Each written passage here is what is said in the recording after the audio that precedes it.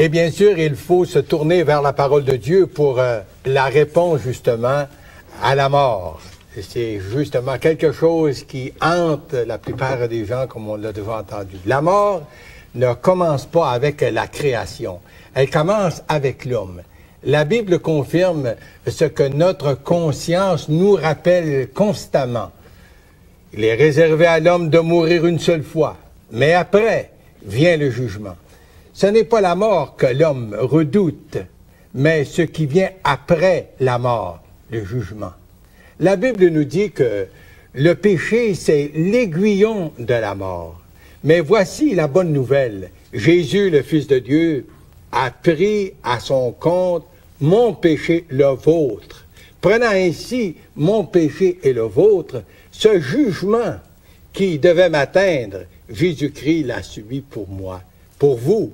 C'est pourquoi la parole de Dieu nous déclare, il n'y a maintenant aucune condamnation pour ceux qui sont en Jésus-Christ. Mais je veux bien souligner, pour ceux qui sont dans le Seigneur. La mort a été engloutie par la victoire de Jésus-Christ. De telle sorte que la parole de Dieu peut dire, ô mort, où est ta victoire? Ô mort, où est ton aiguillon?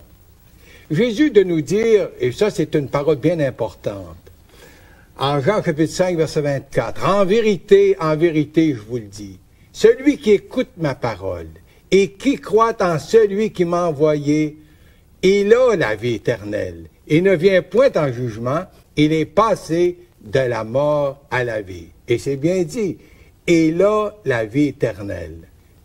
Chers amis, seriez-vous prêts à prendre Dieu au mot, puis accepter ce salut que Dieu vous offre dans la personne de Jésus?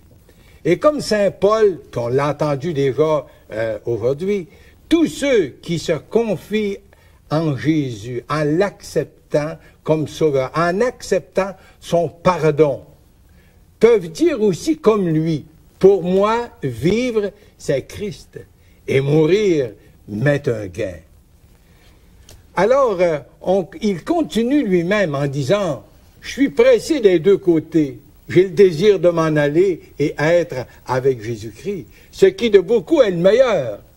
Pour celui qui se confie en Jésus, en l'acceptant comme sauveur personnel, sur l'autorité de sa parole, l'Écriture, il peut dire, ou l'Écriture de nous dire qu'il ne goûtera point la mort.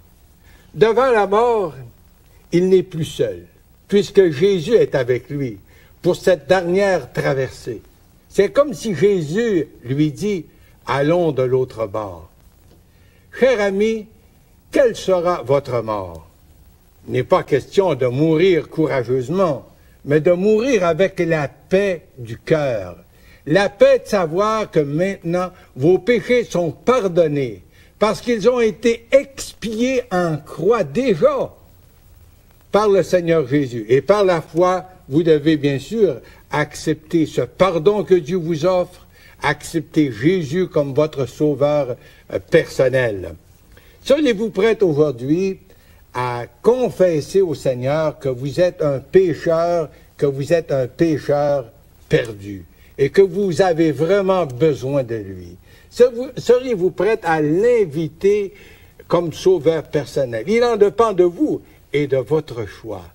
Vous pourriez et vous devriez avoir l'assurance de cette vie éternelle. Vous devriez savoir où vous allez en quittant ce monde, peu importe l'heure, mais pour ce faire, vous devez accepter Jésus. Jésus-Christ, c'est lui la réponse à la mort. C'est lui la réponse pour vous, pour nous, aujourd'hui. Pourquoi pas aujourd'hui l'accepter comme votre sauveur et le Seigneur de votre vie? Qu'il en soit ainsi pour sa gloire.